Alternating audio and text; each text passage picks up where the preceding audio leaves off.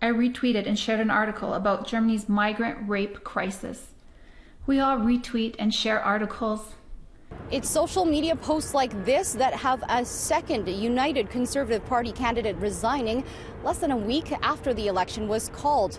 Eva Kyriakis makes no apologies for some of her remarks and says she released them herself because someone was threatening to smear her. I was scared of this person, scared that my fellow candidates would be affected, scared that people would take my comments out of context, label me, or attack me. Kyriakos says she cares about women who are assaulted, no matter their faith or background.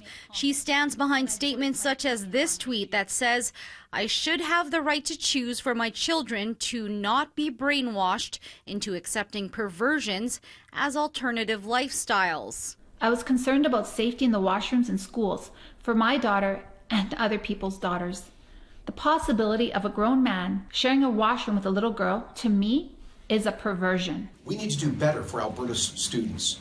The UCP said to consider her remarks in context, coming from a community that's faced a history of genocide by ISIS. The United Conservative Party is a Big Ten coalition that respects human dignity and respects and will protect the rights of people regardless of how they pray or who they love. I would only point out to you that Eva is also from a minority community herself. She is from a Middle Eastern refugee family. Her resignation comes a week after Kaylin Ford stepped down over chat messages that reportedly said she was saddened by the demographic replacement of white peoples in their homelands.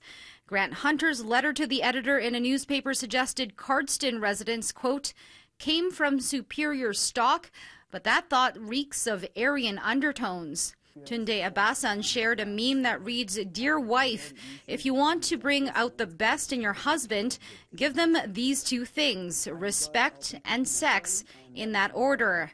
And recently, the NDP released part of a sermon from Pastor Jeremy Wong where he says, "Wives, respect your husbands, submit to your husbands," in reference to a well-known Bible verse but called misogynistic by the New Democrats. Rachel Notley doesn't believe it's a candidate vetting problem and says it's about the party. Taking a cue from Mr. Kenney, not taking responsibility for in some cases horrendous views that they possess, but rather blaming others. In Calgary, Crystal Adaris, City News.